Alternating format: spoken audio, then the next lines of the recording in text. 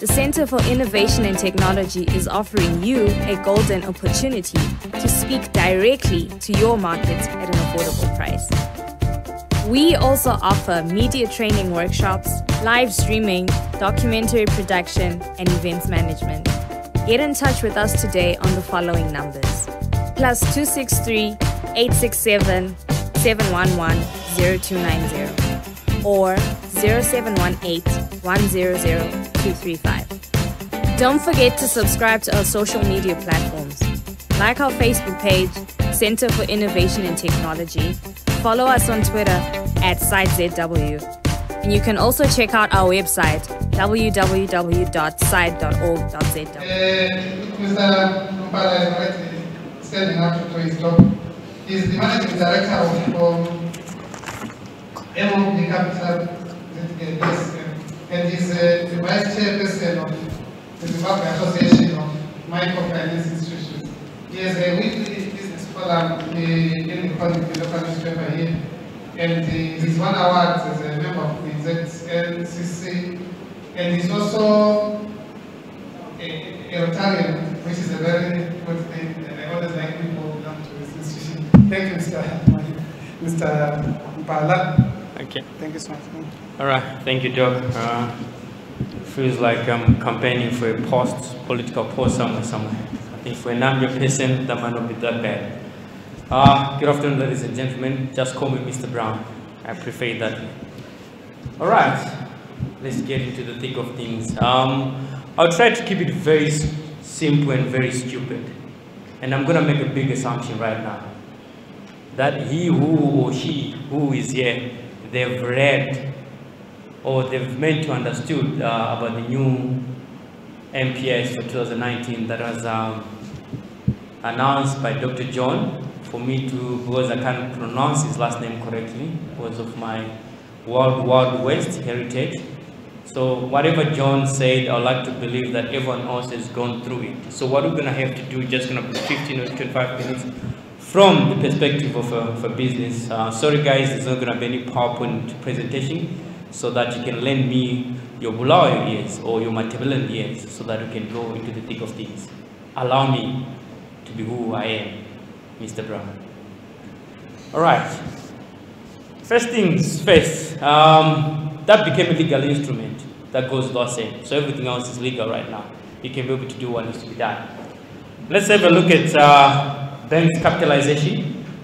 What I'm going to try to look at, ladies and gentlemen, I'm just going to ignore the positives right now. I'll just leave it to other guys that are very positive in life. So I'm just not going to dwell on that. There were some positives from the whole thing in terms of a lot of things there.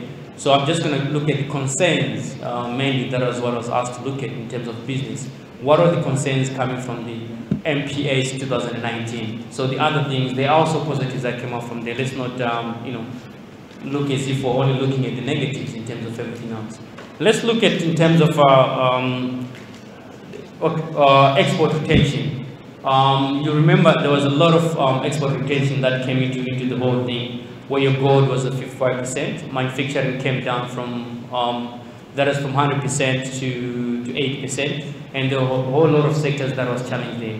Business has concerns there to say in terms of the retention period, which was amended to 30 days, then later on amended to 90 days. That creates more like an arbitrage opportunity there, or it creates a pressure in terms of business now to be able to liquidate their forex proceeds from their exports. So that on its own gives a challenge to business now to be able to do what they need to do. Now, that might create other opportunities where people might not bring in the money into the sector because they're afraid, or into the country because they're afraid they might not be able to liquidate, or they might not have to find a way of now moving those funds into a viable option, etc. So this is one crucial thing that we have to look at. Then the other small scale miners, there what was the retention, in terms of the retention ratios there, they could not think now it creates the power market. I'm not going to use the word black, I'm just going to use power market just to be politically correct then. Why? Because in terms of everything else, when you look at the cost of production now in terms of gold, it has really gone up. So when you're going to now use your average ratios in terms of coming up, the amount of money that you're earning from gold now, That now takes away investment from that market, as it were. Then the other issue now in terms of manufacturing, if you're not going to retain 100%, you've diluted in terms of your earnings now, in terms of your forex earnings as well as your local component. So those are some of the concerns that in terms of business they're saying, government will look into those things, look how viable it is. But we know where the government is coming from. But in terms of business now, that's something else that's secondary. Now, there's also, let's have a look at the interest rates, inflation, exchange rates. Just as a recap, official inflation rate is sitting on 56.9. Professor Heng is sitting on 256. Chris Mugaga is sitting on 156. And for the ordinary man on the street, you do not calculate inflation, you feel it. So, when you look at your interest rates, inflation vis-a-vis the exchange rate, which was sitting possibly as yesterday, probably 26841. There is a concern that you are creating an arbitrage where someone can go to the bank and get their monies at 12%, 15%, all inclusive for a year, and be able to take it out now to the parallel market. So that's a huge concern there. And you say, have you now eliminated the parallel market as it were? Possibly no. Because what you're simply saying now, you can borrow your money because that becomes very cost effective to be able to get money from the bank, go and do all whatever shenanigans you can and be able to make money in terms of everything that you need to do. So those are some of the serious concerns that come with that. There's still a lot of arbitrage in terms of the market, in terms of the way things are. So people would have thought, in terms of the bank's perspective, that interest rates could be allowed for them to be able to be free as it were. Let's have a look at now the lender of last resort, overnight accommodation for banks. Doesn't that create a challenge for other smaller banks when the overnight accommodation, depending on the bank rate, which is your repo rate that's going to come into effect because of the new policy? So then your guess will be good as mine. Now, the other challenge that was there, for lack of a better term, the interbank forex market is more of a command market. What do I mean by command market? It is guided. To some extent, it's not free. You cannot do whatever you want to do as an exporter of your money. You don't find your willing buyer, willing seller. So what does that do now? You're going to have a situation there, you're going to have more buyers and less sellers. And we all know from the previous speakers what happens when there's that mismatch, when there's no equilibrium there. It's going to create another arbitrage as well, where you've got vouchers that come in to buy and still send the money onto the parallel market as it were. So that creates a huge challenge to be able to see what happens. Then, when the interbank market was introduced, it started at 2.5 or 2.5, and then it went into 2.6 odd, percentage points there. What that simply meant was, in terms of prices now, business now, they had to adjust their prices. Some of the prices have to be adjusted accordingly because now, in terms of your import duty, it automatically meant it went up. So now, how do you price accordingly? There's an issue of pricing. Pricing is about perception, and pricing in terms of the country, this is what is true and everything else. Look at your pricing. How do you price your import duty? How do you price your life? If you gamble for 5 rand and then you get killed, you'll be killed for 5 rand. That's wrong pricing from a social standpoint. So these are some of the issues that we look at now. How do you price? If someone was probably selling it, was getting their rates from the parallel market 3.5, and they are now getting their rates at probably 2.5, and they are not adjusting their rates as it were. So these are some of the challenges that say, in as much as there are challenges to the whole, there are challenges of the market, but some of the challenges are coming with the inconsistency in terms of policy. Policy at times comes in very late, or when it comes in very late, it's not holistic in nature. So if you're going to have a piecemeal approach to everything else, there's going to be a lot of challenges. So those are some of the issues that business is bringing forth and saying, let's have a look at it, let's have a look at everything that has been done. Now, there were financial obligations that possibly were undertaken prior to the change in MPS 2019. Those are still based in USD, in hard currency. So if you had a mortgage that was based in USD, you still have to pay in USD. If you had a loan which you took outside the country, that you have to pay at USD. Possibly your rate could be 2.5 odd or 3.5 to 4.2, whichever rate is applicable on the parallel market.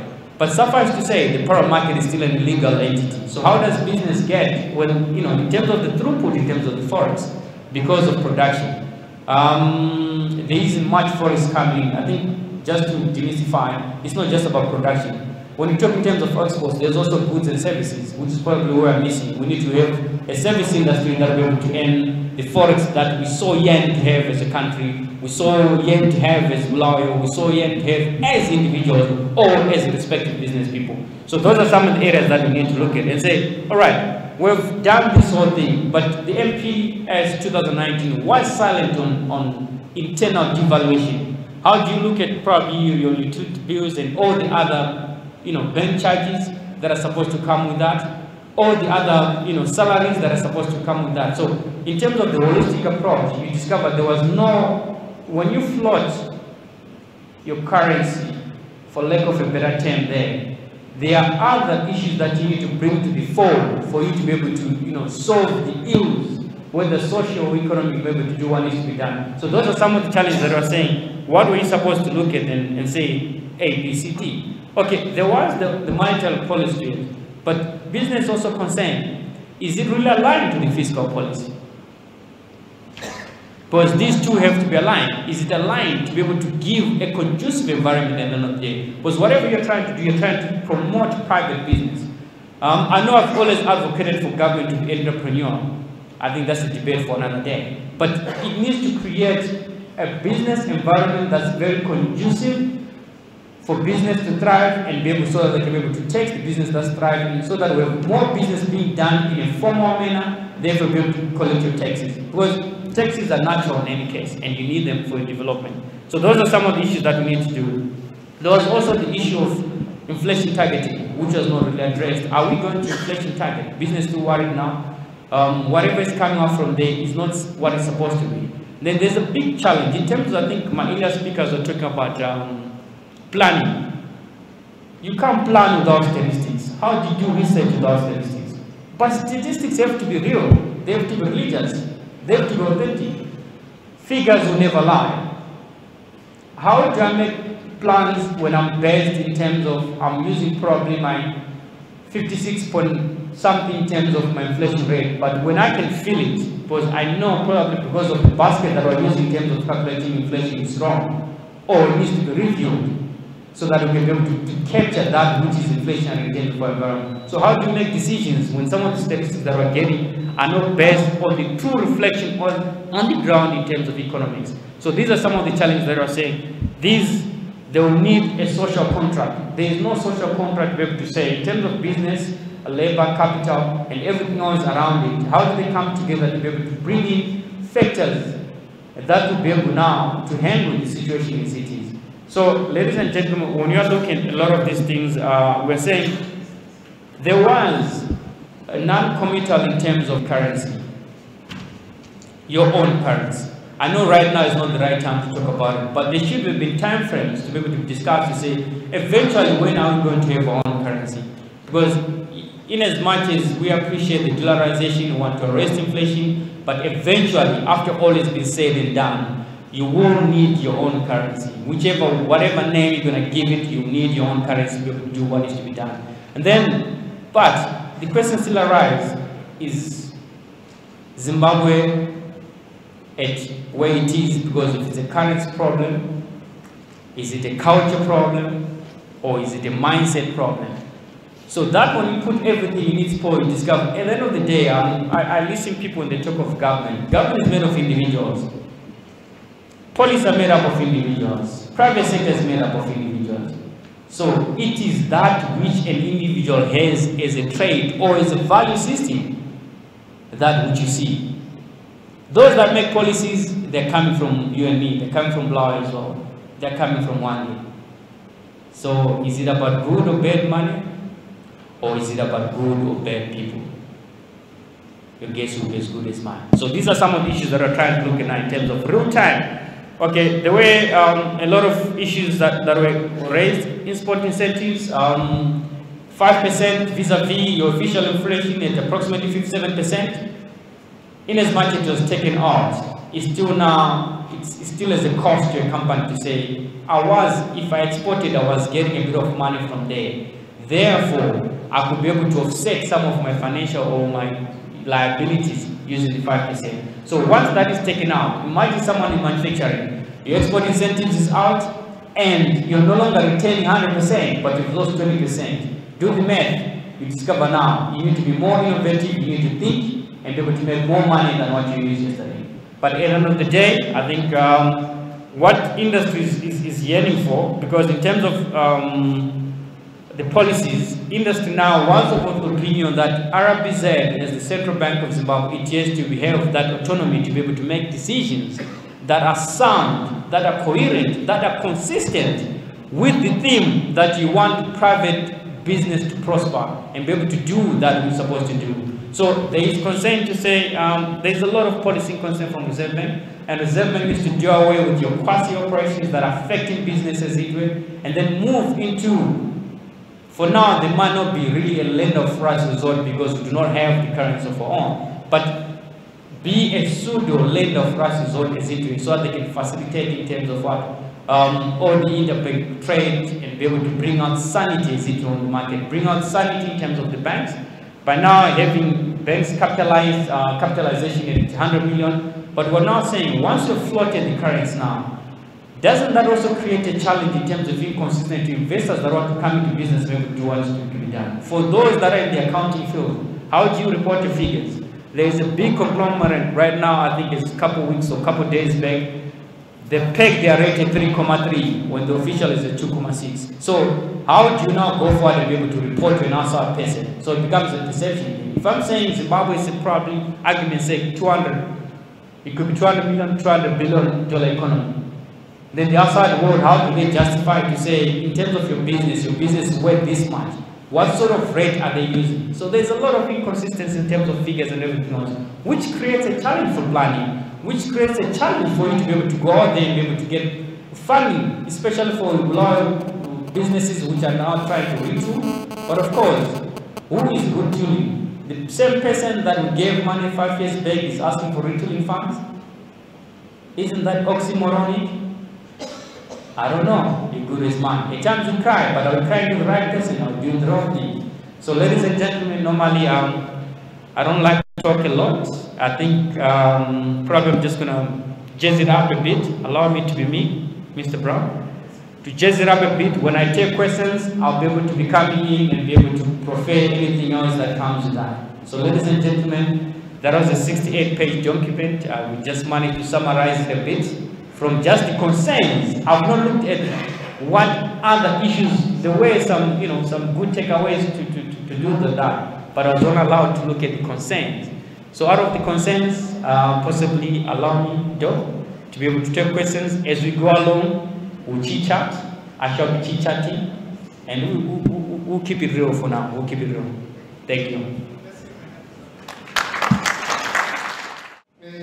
Let me start with the currency. I think he said we cannot go on without our own currency. We need our own currency.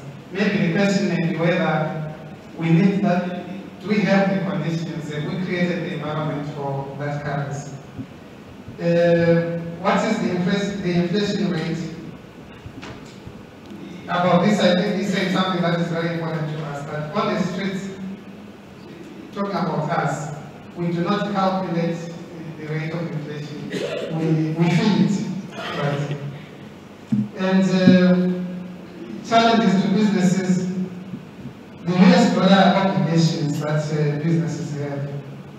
How do they meet those with the new currency and it has translated into whatever you get into your bank, into RTGS, which is of lower, but that happened probably a long time ago too. And there are a few things that I put down here that I will continue to ask if I get the chance. But one of them was inconsistency in policy planning by the government. How does it impact on businesses? How does it impact on us? Can we take a few rounds of questions? I saw Mr. Nyati over there. Yes, Dr. Mayo. May I have another hand somewhere. We need to pray before. Thank you, Mr. Brown, for the very, very insightful presentation. Since you are part of SAFI, which is the board that helps microfinance institutions, I believe you are also covered by the research. Have you looked at how the multi-currency system is having challenges, it's causing some challenges in terms of stabilizing the economy? Because personally, I believe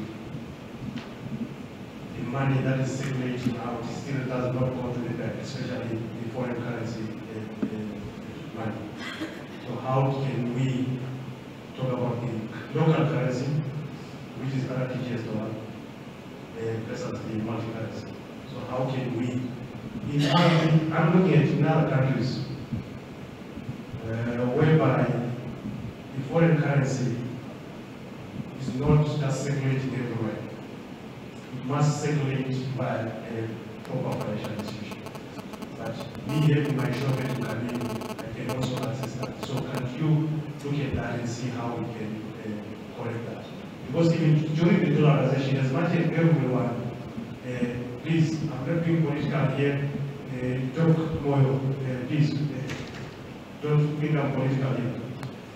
I know one of you are saying the best finance minister that we had was Ndebele, which I believe, and I will disagree with a lot of you, because the environment was conducive, not that he was the best finance minister. People were looting, taking money out of the country during that time. Someone from Nigeria will come here and collect as much US dollar as much as they can. So that there was no control of the US dollar. I was in Canada then also. I was in Ethiopia. I was accessing as much as I could through ATM. So we were not able to control the money. So how can we manage it when we are not able to control the US dollar? That's where I'm coming. And then coming to microfinancing, if you're looking at the value chain financing, we are able to finance the micro side, but then there is a missing middle, where these other people in the middle of the value chain financing, the money is not there, because one, they don't have the collateral, and at the same time, they don't qualify on the small financing side. So what are you doing to address that?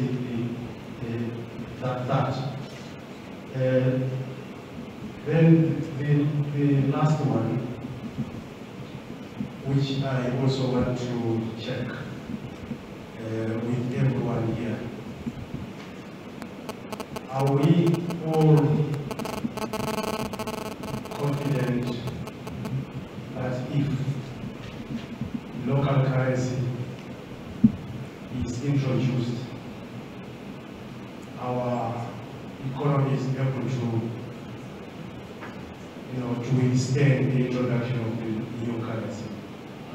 It's just a general question, maybe some of you can.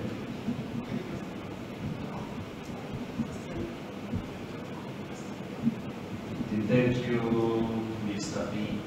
I really appreciated the presentation. 3 questions. The first one is on export retention requirement.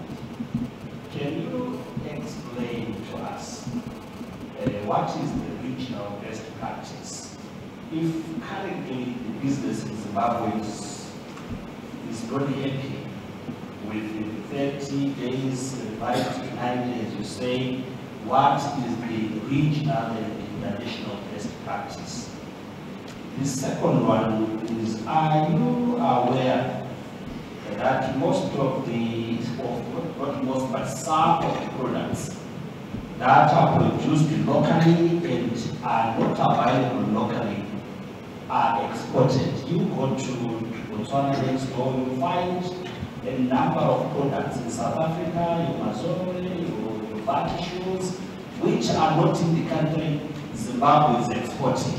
What is the situation now? The third one is around issues of currency. Is it true that we don't have our national currency? I've been trying to think about this person and I'm failing. Perhaps you could help me or help us. Is RTGS not another name for our national currency? What should be the difference?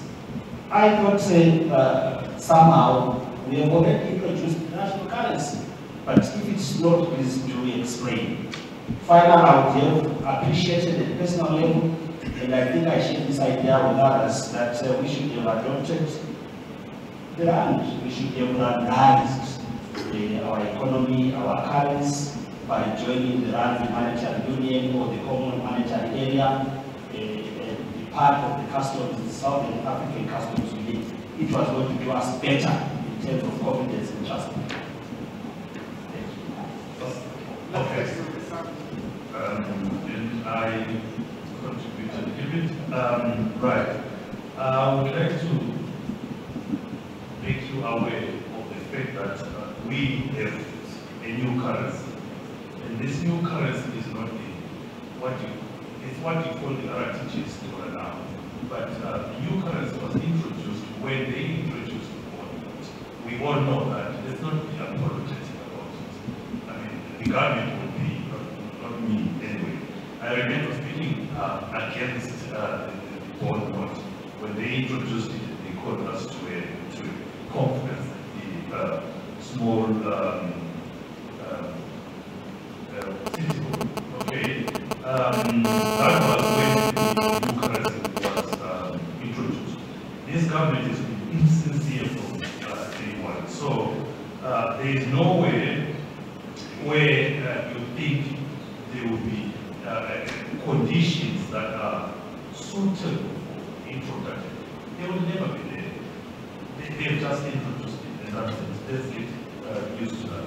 And we cannot say that it's Nigerians who came in here and took money away uncontrolled. There are cases we know that of influential Zimbabweans who we caught taking money outside this country. It will always be there. They will always take money out. Okay, coming to the NRs, that I'll copy again today. I don't need anyone to tell me that it's not authoritative that it wasn't killed. It was killed. Take it from me. Okay, you can start quoting me from today. Okay, before I call on Mr. Brown, there are small pieces of paper that are circulating. It's because of the challenge that we have with this meeting today that I've given those pieces of paper.